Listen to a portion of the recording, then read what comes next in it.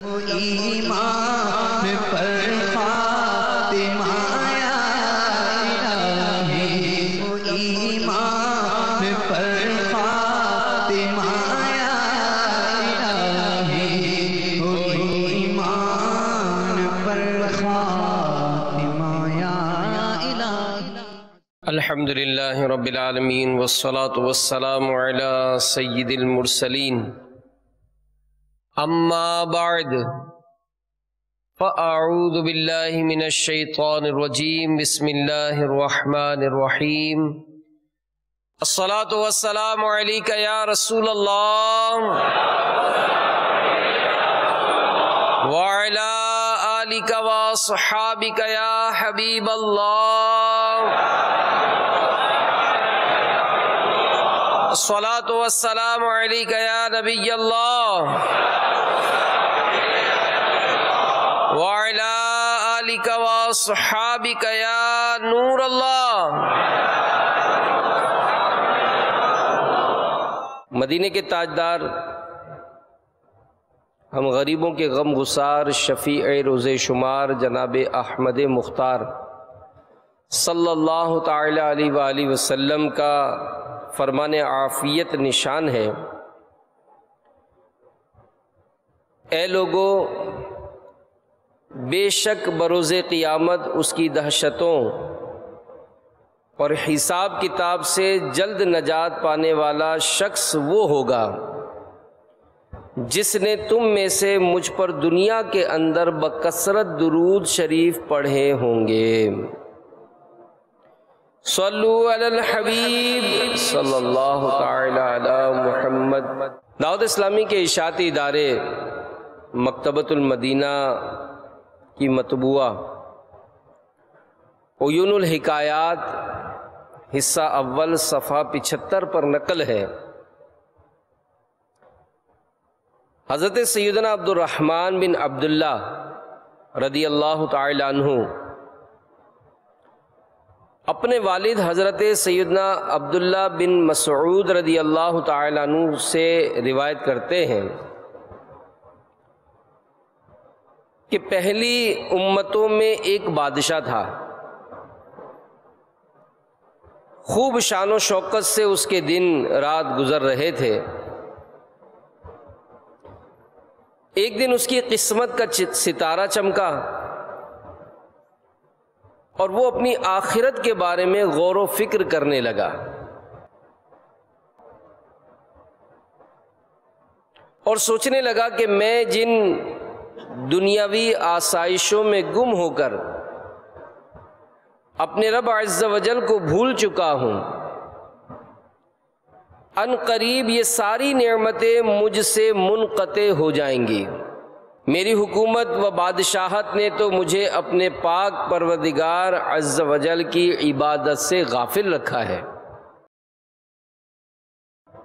اور یہ یاد رکھیے گا کہ ایسا بارہا ہم بھی معاشرے میں دیکھتے ہیں کہ کوئی بریک ڈانسر تھا تو کوئی ڈکیتیاں کرتا تھا، کوئی چوریاں کرتا ہے تو جناب کوئی ملاوٹ کا کاروبار کر رہا ہے، کوئی مختلف انداز سے گناہوں بھری زندگی گزار رہا ہے، عید کی نماز نہیں پڑھتا ہے، اور اچانک وہ نیکی کے راستے پر آ جائے تو بڑا خوبصورت جملہ یہاں لکھا گیا کہ ایک دن اس کی قسمت کا ستارہ چمکا،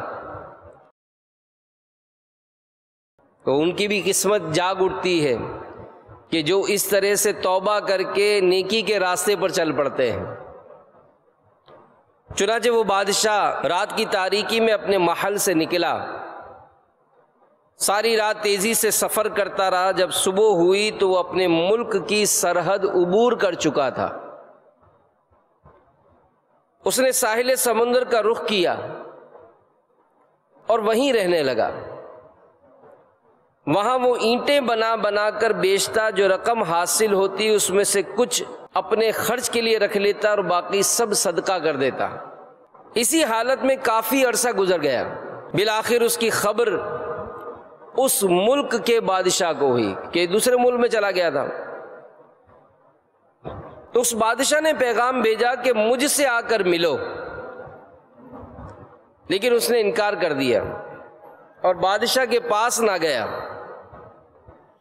بادشاہ نے اپنا قاصد بھیجا اور اسے اپنے پاس بلوایا، اس نے پھر انکار کر دیا اور کہا کہ بادشاہ کو مجھ سے کیا غرض اور مجھے بادشاہ سے کیا کام، میں اس کے پاس کیوں جاؤں؟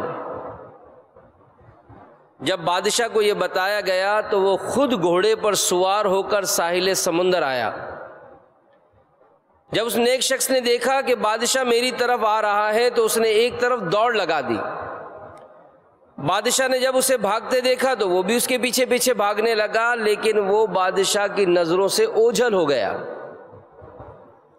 جب بادشاہ اسے نہ ڈھونڈ سکا تو بلند آواز سے کہا کہ اے اللہ کے بندے، میں تجھ سے کچھ بھی نہیں کہوں گا، تو مجھ سے خوف زدہ نہ ہو، میں تجھ سے ملاقات کرنا چاہتا ہوں۔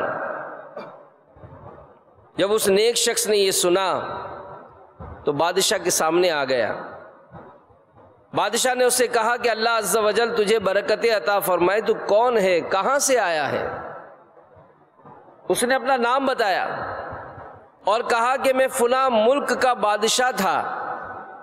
جب میں نے غور و فکر کیا تو مجھے معلوم ہوا کہ میں جس دنیا کی دولت میں مست ہوں یہ تو عنقریب فنا ہو جائے گی، اور اس دولت و حکومت نے مجھے غفلت کی نیند سلا رکھا ہے۔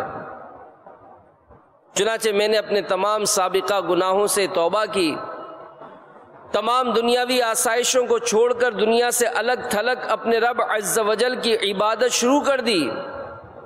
اللہ عز و جل میری اس کوشش کو قبول فرمائے۔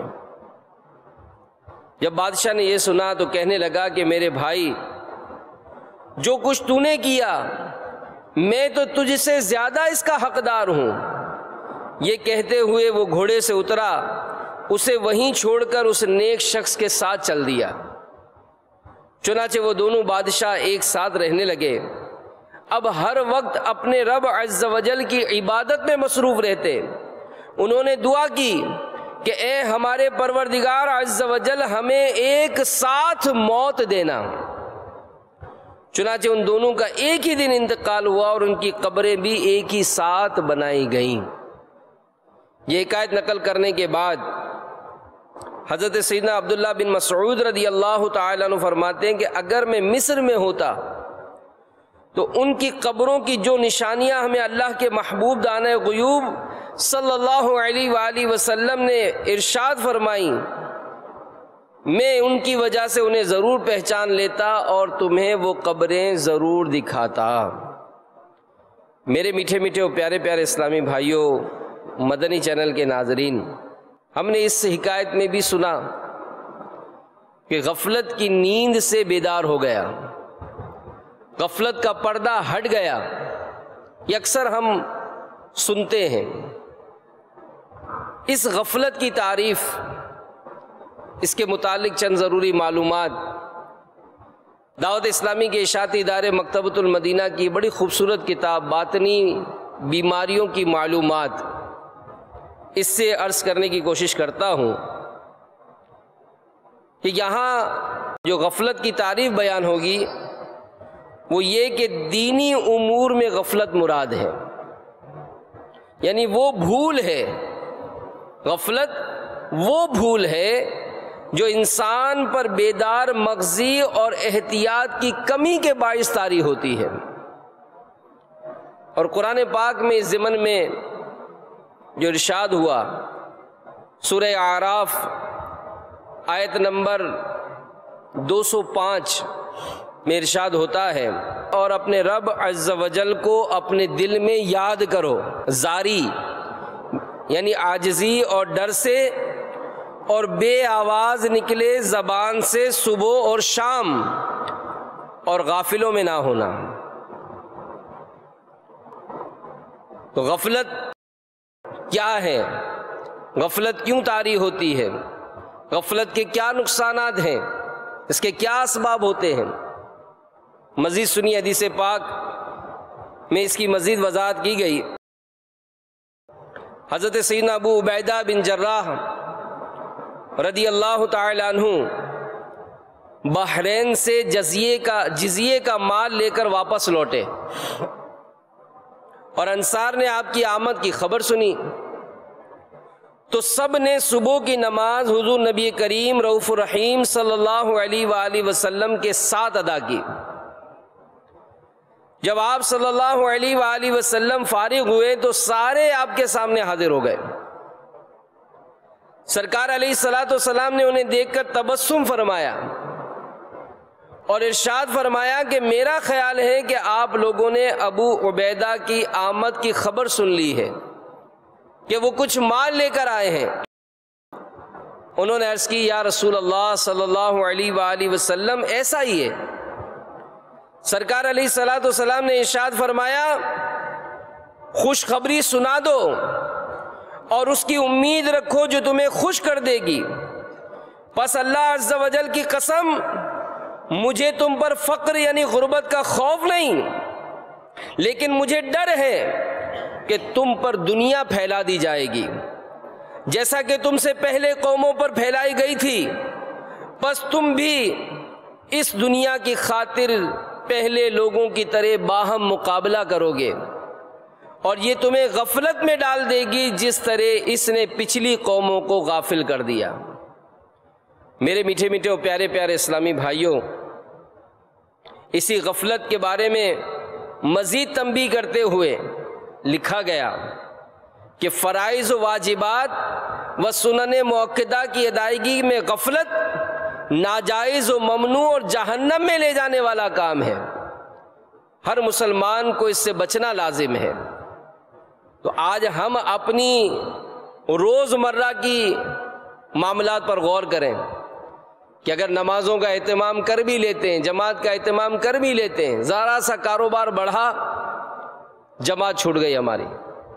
بعض اوقات تو اتنے مصروف ہو جاتے ہیں کہ نماز ہی چھوڑ دیتے ہیں۔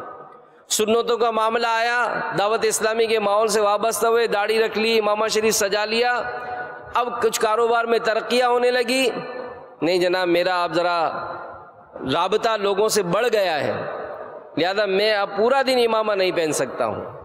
ہفتہ اور اجتماع میں پہلے گاڑی بھر کر لایا کرتے تھے، کیونکہ ہفتہ اور اجتماع میں علم دین سیکھنے کے بہت سارے ذرائع ملے۔ اب جیسے ہی اپنی کوئی دنیاوی مصروفیت بڑھ گئی تو فوراً یہ اہم ترین کام کہ جس کے ذریعے نہ جانے کتنوں کی اصلاح ہوتی تھی وہ چھوڑ دی۔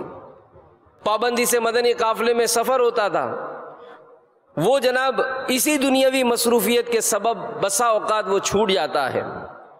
تو میرے میٹھے میٹھے اور پیارے پیارے اسلامی بھائیوں، مدنی چینل کے ناظرین، واقعی دنیا کی کثرت کی صورت میں ملنے والی نعمت میں سراسر غفلت کا اندیشہ ہے۔ جو دنیاوی نعمت سے دل لگاتا ہے غفلت کا شکار ہو کر رہ جاتا ہے۔ غفلت پھر غفلت ہے، غفلت بندے کو رب العزت عز و جل سے دور کر دیتی ہے۔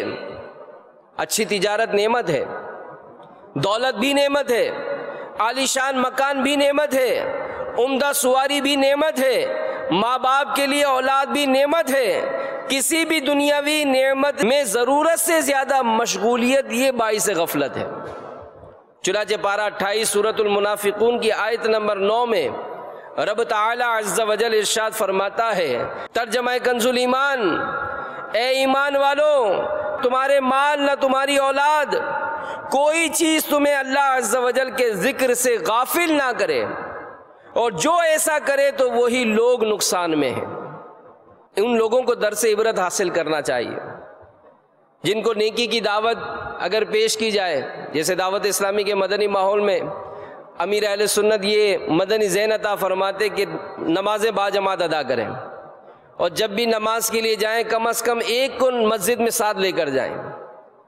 تو جن کو بلایا جائے، بعض ایسے لوگ ہوتے ہیں جن کو بلایا جاتا ہے تو کہہ دیا کرتے ہیں کہ جناب ہم اپنے رزق کی فکر میں لگے ہوئے ہیں، روزی کمانا، بال بچوں کی خدمت کرنا بھی تو عبادت ہے، ہمیں جب اس سے فرصت ملے گی تو آپ کے ساتھ مسجد بھی چلیں گے۔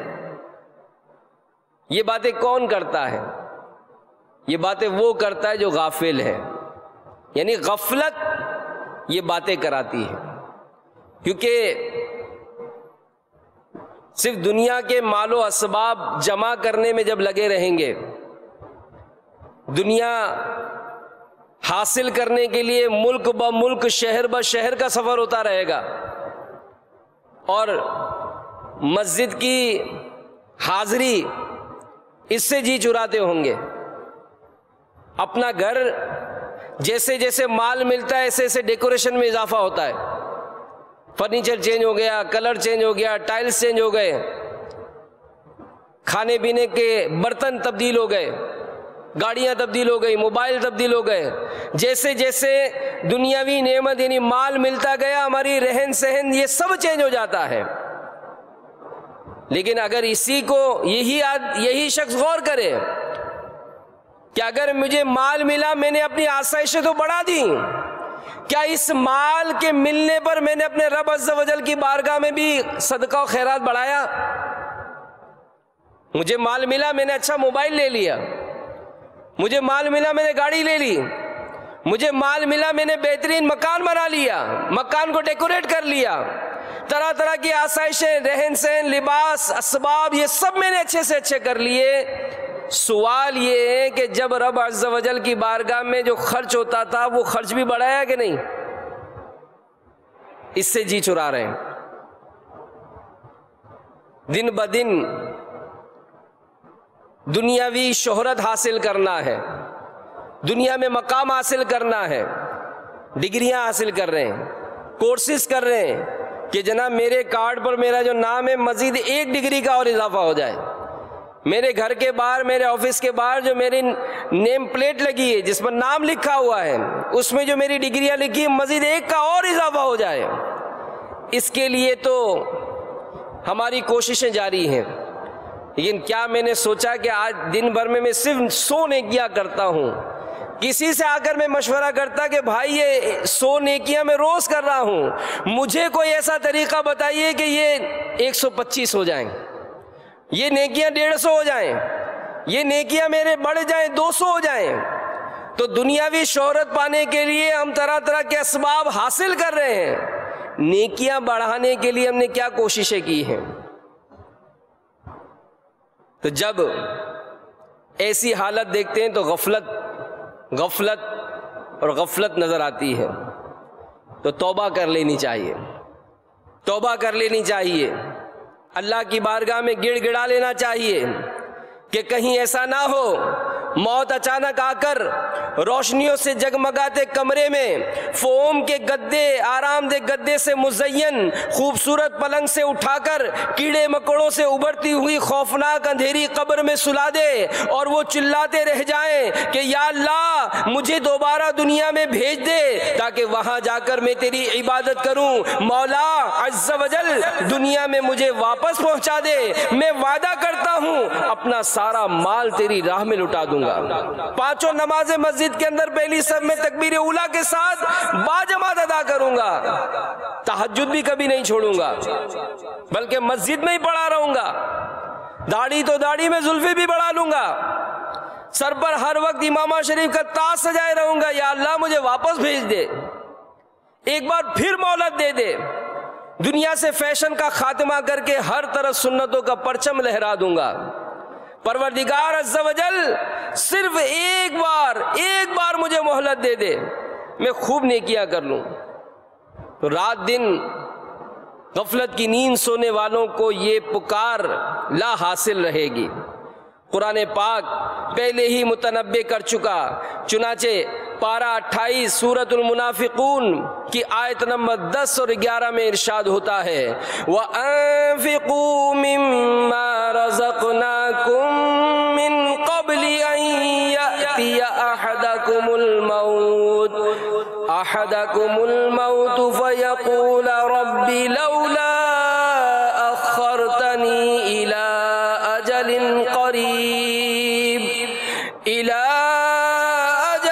قَرِيبٍ فَأَصَّدَّقَ وَأَكُن مِّنَ الصَّالِحِينَ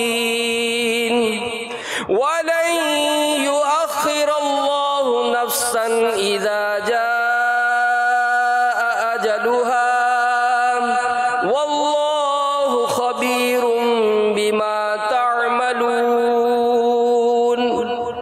ترجمہ کنز الایمان. اور ہمارے دیے میں سے کچھ ہماری راہ میں خرچ کرو قبل اس کے کہ تم میں کسی کو موت آئے, پھر کہنے لگے اے میرے رب تو نے مجھے تھوڑی مدت تک کیوں مہلت نہ دی کہ میں صدقہ دیتا، نیکوں میں ہوتا، اور ہرگز اللہ عز و جل کسی جان کو مہلت نہ دے گا جب اس کا وعدہ آ جائے، اور اللہ کو تمہارے کاموں کی خبر ہے۔ تو میرے میٹھے میٹھے اور پیارے پیارے اسلامی بھائیوں، آج ہم اگر اپنے اعمال کا جائزہ لیتے ہیں تو واقعی ایک طرح سے دل ٹوٹ جاتا ہے۔ نمازیں نہیں ہیں، ذکر و اذکار نہیں ہے، نیکیوں کا دور دور دور تک واسطہ نہیں ہے، کوئی کام کرتے بھی ہیں تو ریاکاری کی نظر ہو جاتا ہے۔ لیکن ہمارے اسلاف اور بزرگوں کو دیکھیے کہ جب وہ نیکیاں کرتے اپنا محاسبہ جاری رکھتے، اپنے آپ کو ڈراتے رہتے۔ لکھا گیا کہ حضرت عطا اسلمی رضی اللہ تعالیٰ عنہ آپ کپڑا بنا کرتے تھے، کپڑا تیار کرتے تھے۔ ایک مرتبہ بڑی محنت کے ساتھ اپنے کپڑا تیار کیا، بازار میں لے کر گئے تاجر کے پاس کہ اس تاجر سے کپڑا پیش کیا، دکھایا تاکہ اس کپڑے کی اچھی قیمت حاصل کریں۔ جب کپڑا پیش کیا تو ساتھ ہی اس کی تعریف بھی کی کہ اس کپڑے میں یہ خوبی ہے، یہ خوبی ہے، یہ خوبی ہے، اور اس کی اتنی اتنی قیمت ہے۔ اپنی محنت سے تیار کیے ہوئے کپڑے کی قیمت زیادہ بتائی۔ اس کپڑے کے تاجر نے جب یہ کپڑا دیکھا تو اس نے اس کے عیب گنوانے شروع کر دیے کہ کپڑا تو اتنا اچھا نہیں ہے، اس کپڑے میں تو یہ خرابی، یہ خرابی، یہ کمزوری، یہ کمزوری۔ اپنی محنت سے تیار کیے ہوئے کپڑے کی جب خرابیاں سنی، قیمت کم سنی، تو بزرگ رحمت اللہ تعالیٰ علیہ رونے لگے۔ اب بھرے بازار میں جب وہ بزرگ رونے لگے تو تاجر کہنے لگا کہ خدارا آپ یہ رونا دھونا بند کریں، جو قیمت آپ چاہتے ہیں وہ لے لیں۔ وہ بزرگ فرمانے لگے کہ تم نے میرے کپڑے کی قیمت کم لگائی، مجھے اس بات نے نہیں رلایا، تم نے میرے کپڑے کی قیمت کم لگائی، مجھے اپنی آخرت یاد آ گئی۔ وہ تاجر حیران، کہنے لگا حضور اس میں آخرت کا تذکرہ کہاں سے؟ تو بزرگ رحمت اللہ تعالیٰ علیہ فرمانے لگے کہ آج میں نے اپنی بڑی محنت کے ساتھ، کوشش کے ساتھ اس کپڑے کو تیار کیا، اور یہ سوچا کہ اس کپڑے کی مجھے بہت اچھی قیمت ملے گی، لیکن جب اس ماہر کو جب میں نے کپڑا دکھایا تو اس نے اس کے عیب گنوا دیے۔ تو میں نے اپنے دل میں کہا کہ آج میں اپنے تئیں نمازیں بھی پڑھتا ہوں، ذکر و اذکار بھی کرتا ہوں، تلاوت قرآن بھی کرتا ہوں، صدقہ و خیرات بھی کرتا ہوں، کل بروز قیامت جب رب تعالیٰ کے حضور میرے اعمال نامے کو پیش کیا جائے گا، اور رب تعالیٰ نے اگر اس میں کمزوریاں ارشاد فرما دی کہ عطا تیری نمازوں میں یہ خرابیاں ہیں، تیرے صدقہ و خیرات میں یہ خرابیاں ہیں، تیرے تلاوت قرآن میں یہ خرابیاں ہیں، اس وقت میری نیکیاں میرے منہ پر مار دی گئی تو میرا کیا بنے گا؟ یہ ہمارے اسلاف تھے کہ نیکیاں کرنے کے باوجود بھی اپنے آپ کو ڈرایا کرتے تھے، اور آج ہم ہیں نیکیاں کرنے کا موقع ہوتا ہے، دعوت اسلامی والے آپ کو پکارتے ہیں کہ آئیے ہماری مسجد میں درس ہوتا ہے، فیضان سنت کے درس میں بیٹھیے، آئیے رات کو آپ اپنے کام سے فارغ ہو جائیں، قرآن پاک پڑھنے پڑھانے کا سلسلہ ہوگا مدرسۃ المدینہ بالغان میں، آپ شرکت کر لیجئے، آئیے ہم مل کر اپنی مسجد کے اطراف میں نیکی کی دعوت دیتے ہیں، اس سے نمازیوں میں اضافہ ہو جائے گا۔ چلیں پورے قصبے میں، علاقے میں جمع ہو کر ایک مسجد میں ہفتہ وار اجتماع کا سلسلہ کرتے ہیں، وہاں سیکھنے سکھانے کا سلسلہ ہوگا۔ آئیے ہم اپنی مسجد سے قافلہ لے کر قریبی شہر کی دوسری مسجد میں چلتے ہیں، اس مسجد کو آباد کرنے کی کوشش کرتے ہیں۔ نہیں جی میرے پاس ٹائم ہی نہیں ہے، میرے پاس ٹائم ہی نہیں، میرا کاروبار، میرا گھر بار، میرے پڑھائی کے معاملات۔ میرے میٹھے میٹھے اور پیارے پیارے اسلامی بھائیوں، نتیجہ کیا ہے؟ آج مسلمانوں کی بے عملی، خود ہماری بے عملیاں ہمارے سامنے ہیں۔ وہ کون سا گناہ ہے جو آج معاشرے میں ہمیں نظر نہیں آتا؟ گھر بار کو دیکھیں غفلت، پڑوس کو دیکھیں غفلت، محلے کو دیکھیں غفلت، شہر کو دیکھیں غفلت، ہر جگہ گناہوں کا بازار گرم ہے، ہنستے کھیلتے اچھلتے کودتے گناہ کیے جا رہے ہیں۔ اور یاد رکھیے کہ حضرت سیدنا ابن عباس رضی اللہ تعالی عنہما فرماتے ہیں جو ہنس ہنس کر گناہ کرے گا وہ روتا ہوا جہنم میں داخل ہوگا۔ کون سا موقع ہے کہ جس میں خوش گپیاں نہیں کی جا رہی ہیں؟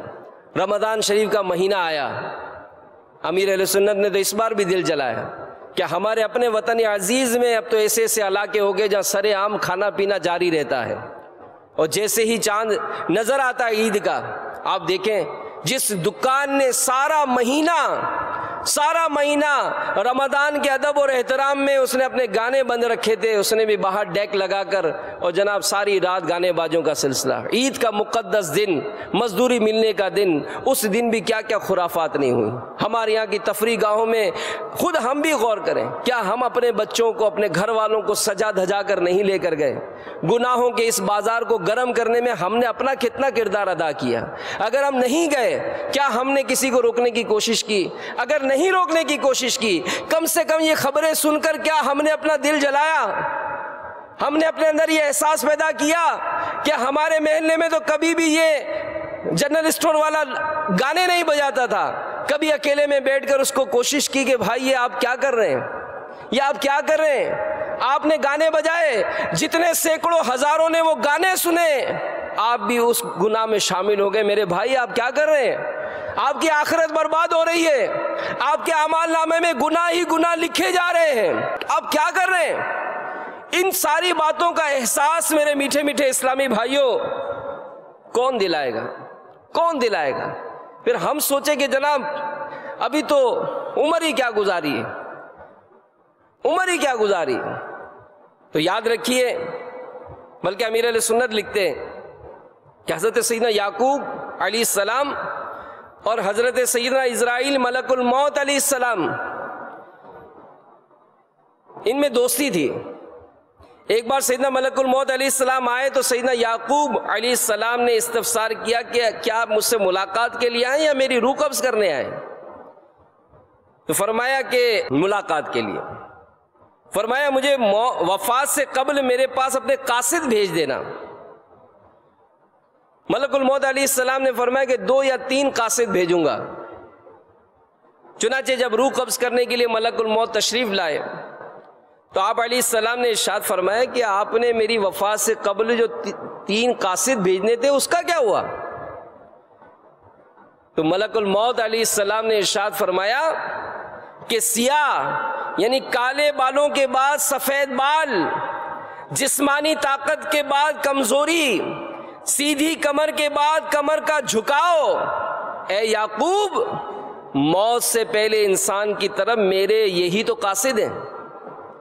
اور آج اگر ہمارے بال سفید ہوں تو ہم کہتے ہیں جناب یہ تو اصل میں میرا کاروبار ایسا ہے نا کہ میں دھوپ میں بہت گھومتا ہوں، یہ بال تو اس لیے سفید ہوئے، ورنہ میری عمر تھوڑی ہوئی ہے، اور جناب مجھے تو نزلہ بہت ہوتا ہے، یہ نزلے سے میرے بال سفید ہو گئے۔ بیماری چاہے کینسر کا مریض ہو جائے، طرح طرح کے امراض ہو جائیں، اسپتال بہت اچھا ہے، میں فلاں آپریشن کرا کے ابھی صحیح ہو جاؤں گا۔ ارے میرے بھائی سوچیں، غور کریں، یہ تو چلو سفید بال قاصد مل گئے، ورنہ کیا آپ دنیا کے معاملات نہیں دیکھ رہے؟ کیا یہ ہونے والے حادثے ہم کو غفلت کی آنکھ نیند سے نہیں جگاتے؟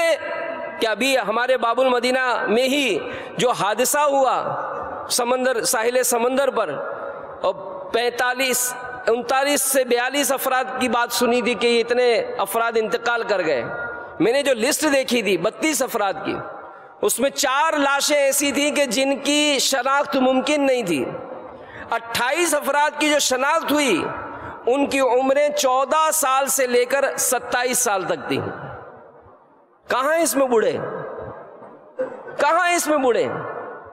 تو ایک دن مرنا ہے، آخر موت ہے، کر لے جو کرنا ہے، آخر موت ہے۔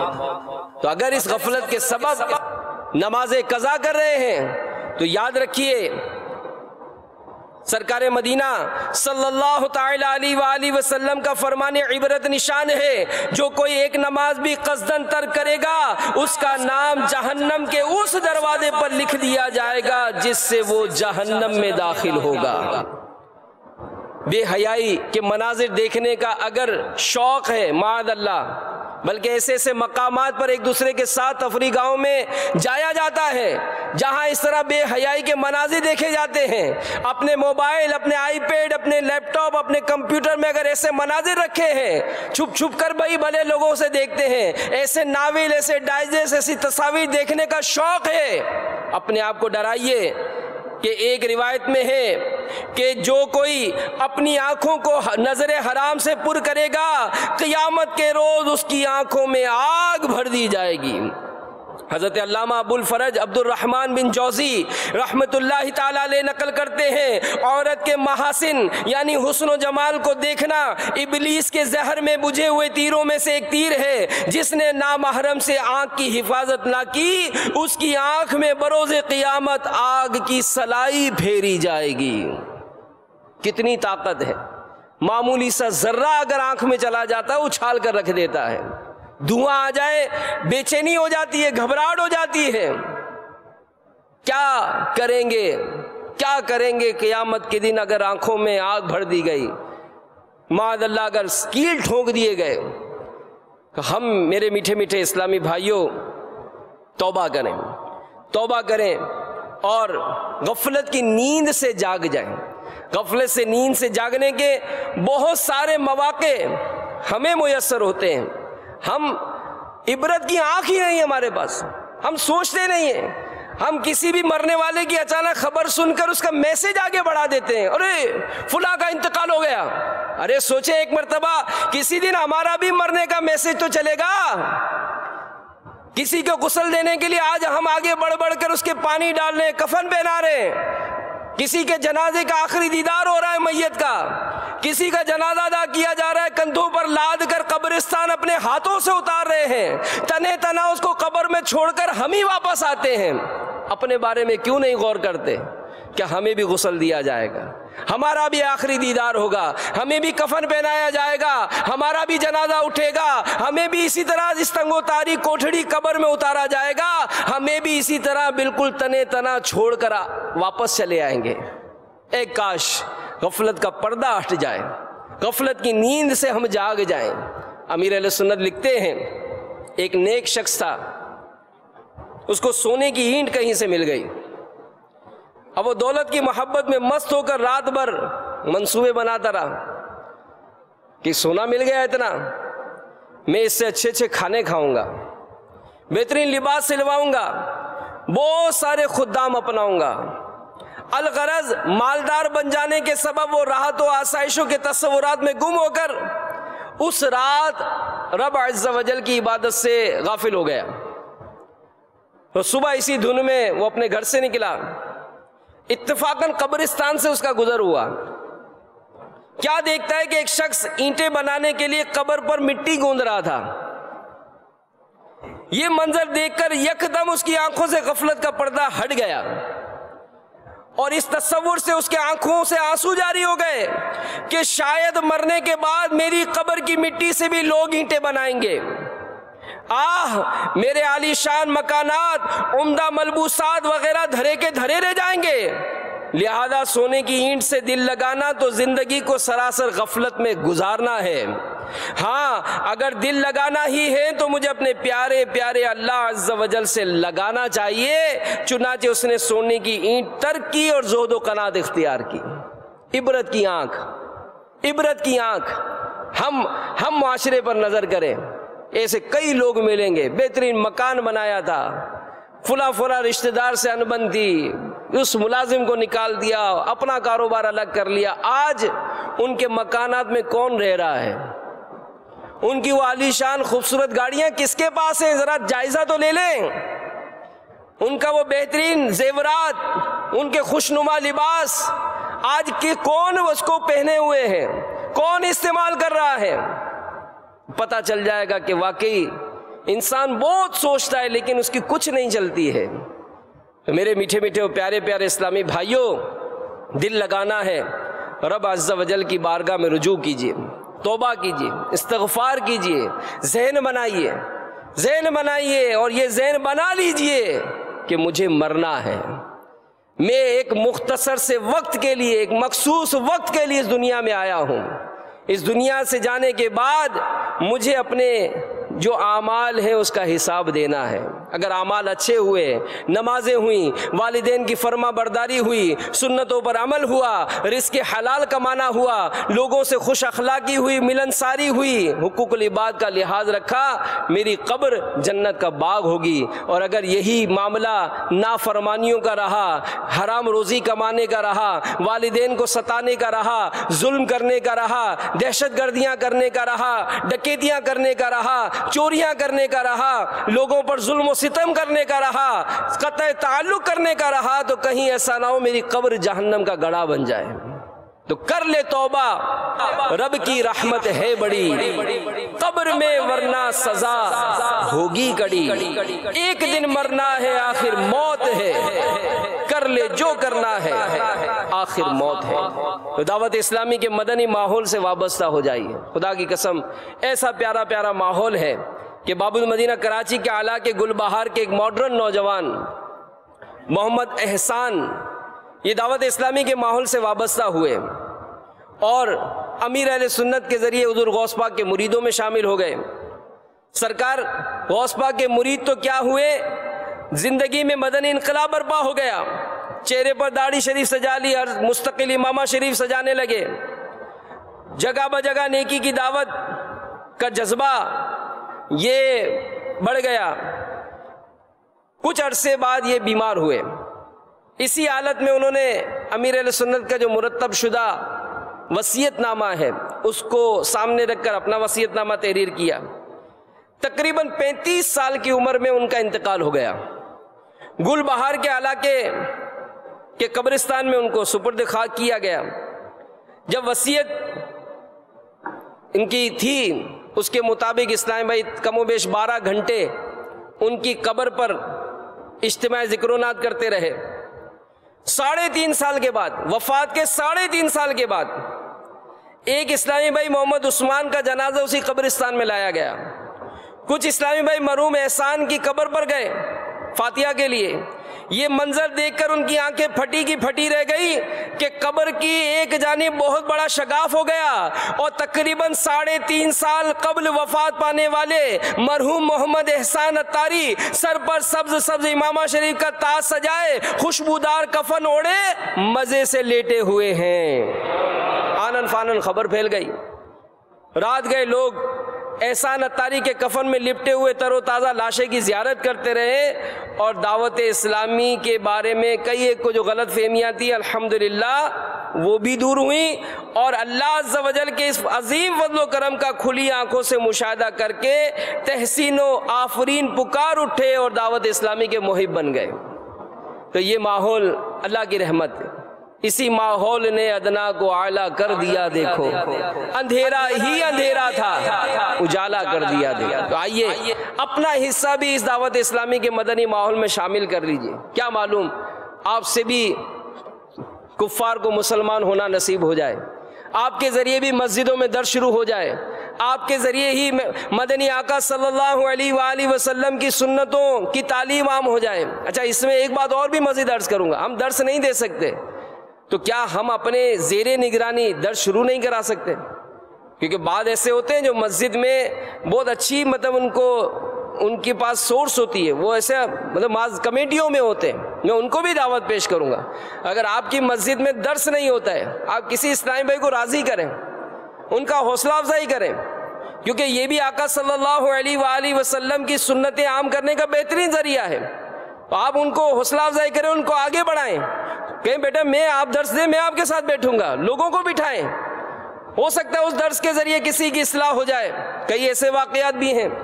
بہرحال اگر آپ کی مسجد میں مدرسہ نہیں لگتا ہے، جو درست قرآن پڑھنا جانتا ہے اس کے ذریعے بالغان کا صرف 40 منٹ کا مدرسہ ہوتا ہے، مدرسہ لگائیں، اپنی مسجد کو آباد کرنے کا ذہن بنائیں، کہ علماء فرماتے ہیں جو اللہ کے گھر کو آباد کرتا ہے اللہ اس کے گھر کو آباد کرتا ہے۔ اللہ تعالی ہم سب کو عمل کرنے کی توفیق عطا فرمائے، آمین بجاہ النبی الامین صلی اللہ تعالی علیہ وآلہ وسلم۔ ایمان پر خاتمہ